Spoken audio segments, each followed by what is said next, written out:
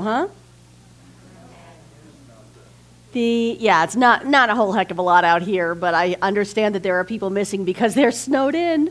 Oh, God bless them. Kind of hope that they have some soup or some hot chocolate or something, right? Well, so it's been a heck of a week. It has been a very good week. I don't need that page. Why is that page with me? In part because we came together as a board, and some of the people who are considering being on the board, to do some board training. And that was down in Phoenix. We had 6 different centers represented. Two of the presenters were from different centers, one in Simi Valley in California, and the other one in Columbus, Ohio. And then we had 4 relatively local centers, but as far away as Albuquerque, New Mexico. And we came together and we shared ideas and we shared lunch because, hello, it's us. And we shared training. And so what I want you to remember from that is that we followed many different roads and came to the same place of oneness. We came to the same place of understanding that we could share ideas with each other. We could share tools with each other. And if that isn't a great symbol for what we do here, I don't know what is. And so this month, I'm sharing some of the tools that science of mind or religious science, they mean the same thing. They're just old terms for what we do. For what we teach here, these are the tools that we use. What I want you to understand as I go through the basics, and this is a really important piece that I don't know if we say enough. What I offer is a map, one of many maps. Just kind of like you can go to your Google Maps or your Verizon wireless thing, and it'll probably tell you what you're looking for is in 2 different places. Or how to get there is 2 or 3 different routes. I understand there are other apps. If you're used to paper maps, there's street maps. There's topological maps that just tell you what elevation you're at. There's lots of different maps, and they all attempt to describe the same land. Our map is religious science. Our map is all about the law of cause and effect, which is what I'll be talking about. It is not the only map, and it may not even be the best map, depending on what you're trying to do. Whatever map you were raised in may or may not still serve you. But this philosophy, in its beginning, was put together in such a way that it brought together the great faiths to which Ernest Holmes, our founder, had access. I'm almost positive he didn't get invited to any pagan or Wiccan celebrations. Now I have that mental image. Thank you, Kathleen. I know that he went into the Eastern faiths with Sri Aurobindo and some of the Hindu and Buddhist thinking. He checked out Islam and learned a bit from that. He went to the mystical side of the Judeo-Christianity that so permeates our culture. Right, wrong, or indifferent. He took all of that and boiled it down to what he understood to be just the principles without any of the little quirks or individual personalities that each religion creates as their culture. But as I describe these tools, I really want you to remember that it is up to you to see how they fit in your metaphorical hand. It is up to you to use the ones that work best for you. It is up to you to decide how deeply you're going to go into each specific area. And you can absolutely trust the wisdom within you to know when it's time to try something new and when it's time to go deeper with what you're already doing. My coach told me that the best spiritual tool is the one you use. There's a lot of good spiritual tools out there, but if I won't get off my tuchus and actually use them, they may as well not exist, right? So I'm going to ask that you remember that part through this whole introduction. And I'm going to do something a little different, which is use some of my class stuff to explain how the law of cause and effect, or what some people call the law of attraction, works. While I'm doing that, since I know not all of you can borrow each other's cheater glasses, I'm going to suggest that those of you who are in the back move forward, because you will not be able to see this, and I will sound like a blithering idiot. So really, this is for my ego, not yours. I don't know if the camera can even be brought to focus on this, but what the heck, give it a shot if you can. Awesome. So this is the interpretation of the law of cause and effect as described by a group called sacreddays.org. Well, whose website is sacreddays.org. I highly recommend checking out that website. They've got some great teachings, some great writing, and we use some of their classes as I am in a very long process of getting certified to be a coach within this interpretation of the science of mind. So, many of you have seen our little, let's see if we have one in here. Nope. It's in my other papers. Many of you have seen the creative process as the circle with the V in it. This goes a little more deeply into it because it takes that middle section and divides it in two. Plus, I got to color it. Really the important part. So what we believe is that this V that's in the center of our teaching symbol basically describes the movement of pure spirit into form, and then the evolution, that process that God and we go through as we bring it back up to the level of the one mind. One of the basic things to remember with our teaching is that there is your individualized consciousness, that part of you that you think you are. Then there's the subconscious, where there's all that information you don't necessarily need right now, like your great-grandmother's wedding date or whatever. Beyond that, with less accessibility to the conscious mind, is the unconscious. Those things that you don't even know you know. They kind of show up as muscle memory. If you are working in your own kitchen, your hand just goes to wherever the tools are. You've got it set up so that the flow works for you, whether you're a left-handed or right-handed person. Is that making sense? You guys know what I'm talking about? If you don't know what I'm talking about, change where you have your utensils drawer. You'll learn very quickly. If you don't mind a bit of a mess, move the garbage can. You will find yourself dropping things on the floor. If you have a dog, that doesn't matter. Thank you, Ben. So beyond that individual unconscious is what we call, and what Carl Jung, the psychologist, called the collective unconscious. Within the collective unconscious is what we believe to be our connection to a greater power, a higher power. What some people call God, some people call good, some people call spirit. I promise you, it does not care what you call it. It cares that you call it. Okay? So up here we have the collective spirit. We have that divine mind that we all share. And what happens is there is a divine ideal, like in Plato's teaching, he talked about ideals. Those are things like love, pure love, not attached to any particular form, but the ideal of love. Power, peace, perfection with a capital P, which means something very different than the human perfection.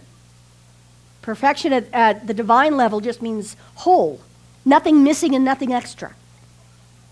So up here at the divine area, we get the ideal. And then for some of us, what happens is we have this weird little niggle in the back of our head that says turn left or turn right, or speak to this person.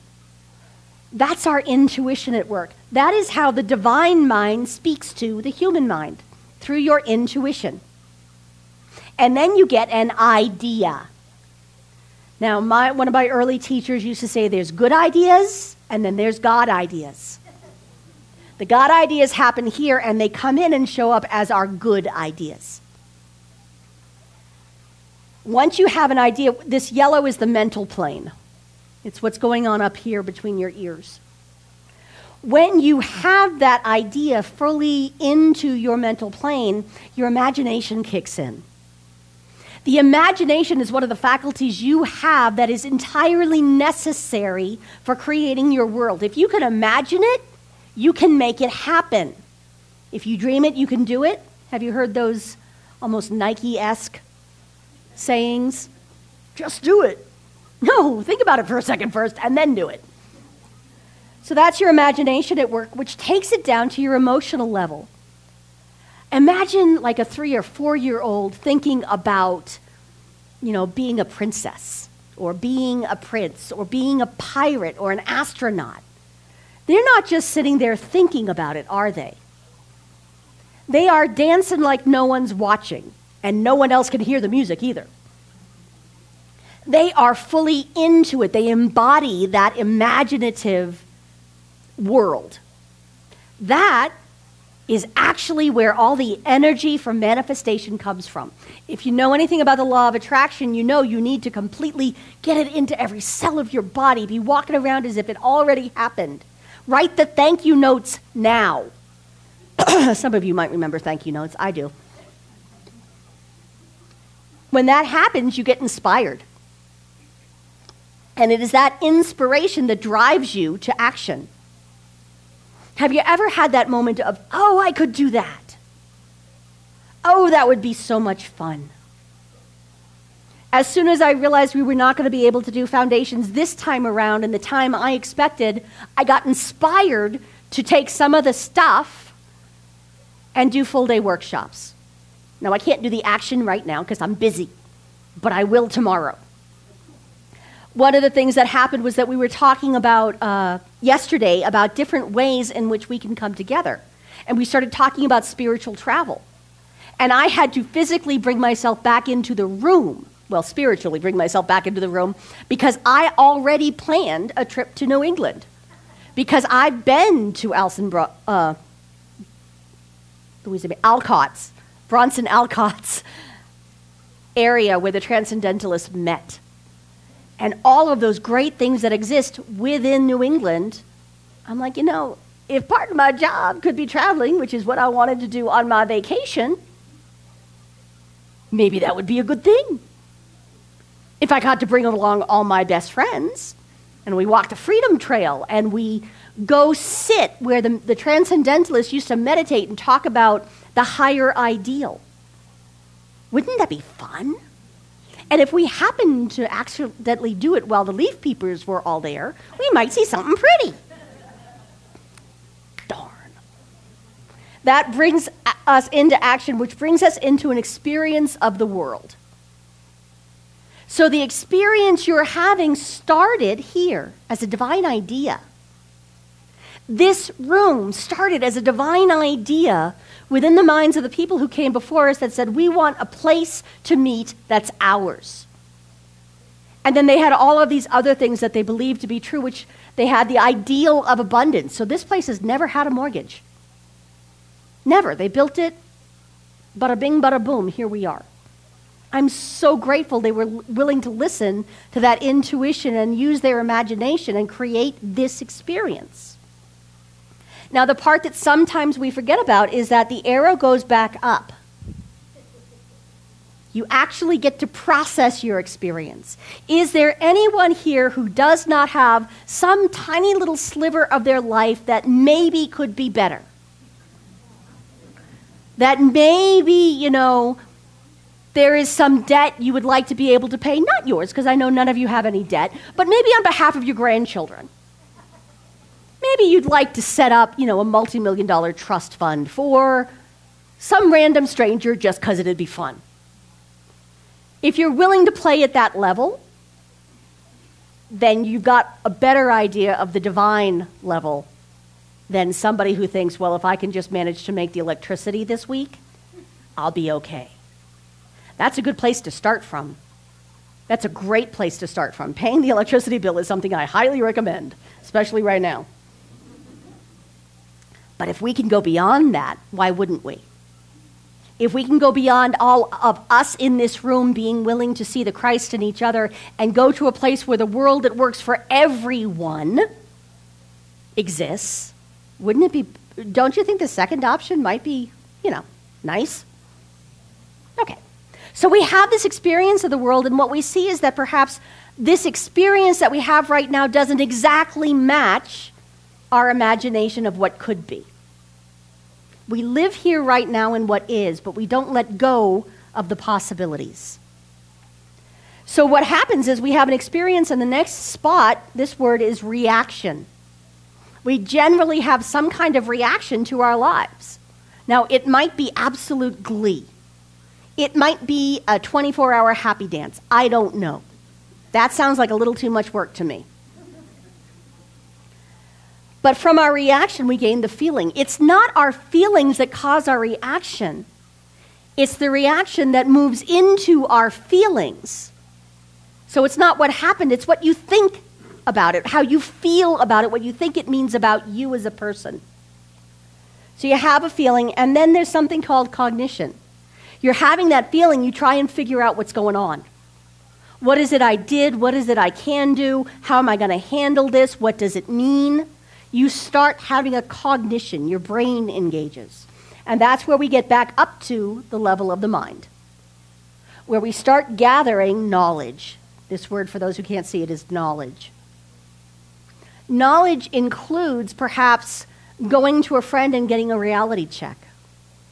It perhaps going to that font of wisdom, Google, and finding out what the heck just happened. It might be going to sacred text and trying to get a higher perspective on it if it was painful. That's knowledge. This is what we try and get to in classes, by the way. And then you have a recognition, which I prefer to call a recognition. You think again. You have a whole new thought, which is theoretically what we call ourselves, a new thought center. When was the last time we had one? So we have a recognition based on better knowledge. And that comes back up to the level of wisdom. Wisdom is what happens when you make mistakes consciously. If you are not making mistakes, you are not practicing science of mind. Isn't that comforting? Isn't that great? If you don't fall flat on your face every so often, you will never get to this place. You get to make mistakes. You get to try out new things and find out, wow, that really doesn't work. Never doing that again. So that is, and then you know what happens when you're up here? You begin again. You start over with the process. If you look at our teaching symbol, what you'll see is that second half of the V going back up has a hook on it to symbolize that we start all over again. Now, this is how things come into form, what we call the law of cause and effect. The ideal, the wisdom, the divine is the cause, what we call first cause that we talked about last week. Our world is the effect. If we lived in a perfect world, there would not be much space between cause and effect, would there? When we live in the world that works for everyone, we will find that moving stuff around at this level is really easy. When we learn how to use the law, when we take this path, when we see this as the road leading home, it becomes easier and easier to change things at the level of effect. And what we need to remember is at the mental level, sometimes these are little blocks with devil's faces on them. These are our mental blocks.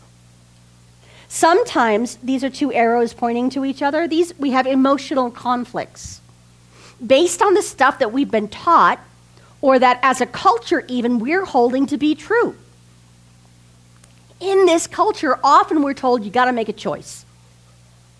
It's an either-or world. Either you're going to do well or your neighbor's going to do well because they got your little piece of the pie. Either black or white, either Republican or Democrat, as if those two things can't exist at the same time.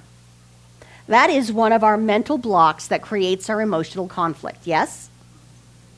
What if we were to play with the idea of both and rather than either or?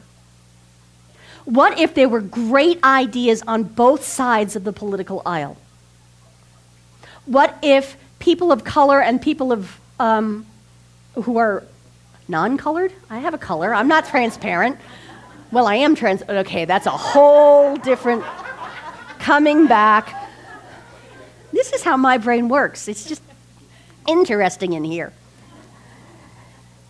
It's not legal or illegal. It's not citizen or not citizen. It's not good or bad.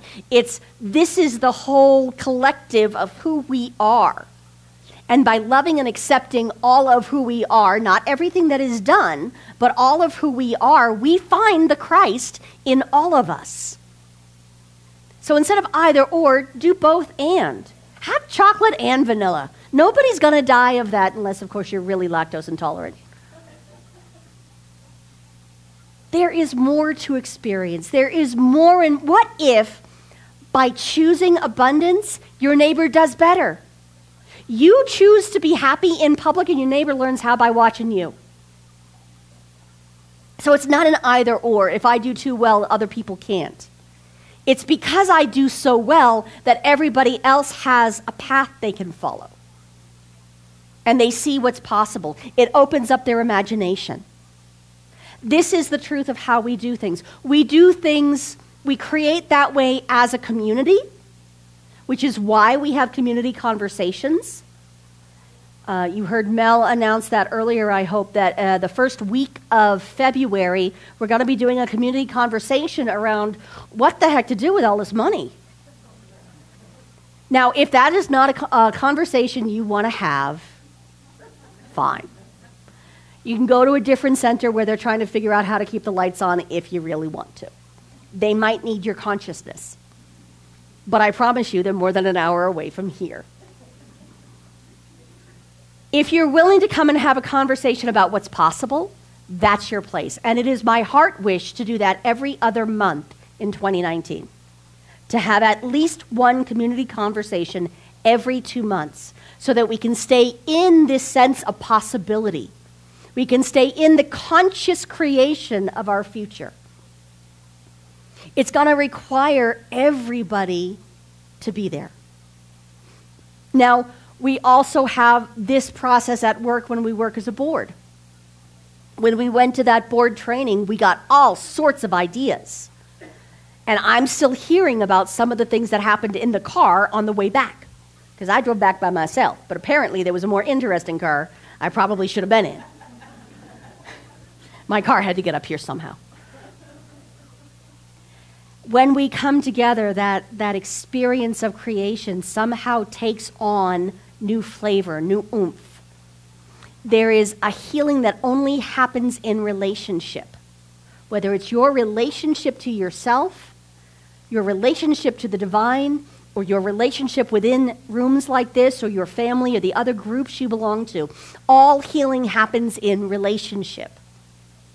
And as we heal the mental blocks and the emotional conflicts, this process gets faster and easier every single time, and the wisdom grows. Our access to the divine ideals grows because we don't have anything getting in our way.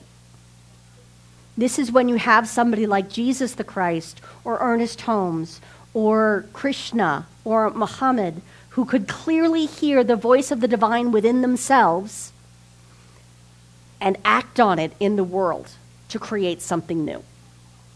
Some of them did healing. Some of them did incredible writing. Some of them taught beautiful philosophies. All of that was the divine working through them. That song that the guys sang earlier always inspires me because it reminds me that there's this word out there that has been misused badly. The word repent. It's been used like it's something to beat people over the head with. You know, repent just means turn around. Turn around. We just sang it and it didn't seem like anybody here was upset about that word. turn around and notice that the divine is within you. Turn around and notice that you have a path home. And that road is not nagging you. That road will be there as soon as you are ready for it and you want it. And only the divine within you will know when it's time to choose a new road or explore a different path.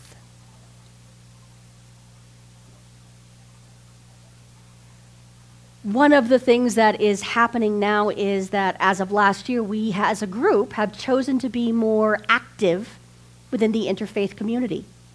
There was an idea, and I'm certainly not the first one to have it, that said, we people of faith, we people of good heart and good mind can get together and do good in this world. And it doesn't matter whether you're wearing a cross or a Star of David or going skyclad, except that you're going to be cold right now. Skyclad means nude for those of you who are not pagans. It doesn't matter. We can come together and do good. And so for the first time in my career here, I intend to be at the Martin Luther King Day March, which is on the 21st. It's a Monday. It starts at 10 a.m. downtown, somewhere I can't see without my glasses. But there's others of these types of things up on our board. If you want to join me, it's a quick walk. If nothing else, you'll get your steps in for the day. It is what would have been Martin Luther King's 90th birthday this year. And very close to when he passed, when he was killed, he gave a talk. He did a sermon about if you are given the chance to stand up for something you believe in and you don't take it, when you are 90, you'll be looking back on it. And I think he was like 34 or something like that. He was young. He was very young. I remember when 30 was old, but he was young. He said that if you don't take the chance and stand for what you believe in, and we believe in oneness, that you will be as dead in your 30s as you will be just waiting around till your 90s. You will already be dead. And he was killed not long after that, having lived, having been fully alive, having understood that life is a divine ideal as well, and living it fully is part of our call from the divine within each of us. And because that is true, we go to prayer. We use the tool that some people call prayer. Some of us call it meditation. Some of us just call it talking to God about it. We're talking to the divine, talking to ourselves. And so if you're comfortable closing your eyes, go ahead and do that. And let your focus be on the still small voice within you that hopefully echoes with a resounding yes to my words that you hear with your human ears. Because the divine idea of oneness is at work here and now. I'm inspired to speak it. I am inspired to recognize within each and every one of us the divine mind at work through our personal subconscious, through our personal consciousness. We are all actually one at our core. And what we are one with is mighty, mighty to create, mighty to be a path that we can walk with pride and dignity and respect, understanding that it is the divine that is both the path and the walker. And so I stand in this truth, I stand with all of us knowing that the divine is fully present and is at work right here and now, evolving through us, evolving into higher ideas and grander experiences, evolving into a world that works for everyone through and as each and every one of us. In this room, outside of this room, wherever we are. I celebrate that divine being that we are does not know dis-ease. It is wholeness and health. It does not even understand the concept of poverty because it is ultimately rich, ultimately wealthy, ultimately abundant. It is this truth that shines so brightly that no darkness can exist. And because that is already the truth of who we are, I am simply grateful. Grateful for what is, savoring what is, savoring Spirit as it is, here and now in this moment. And so I just let it be, and so it is.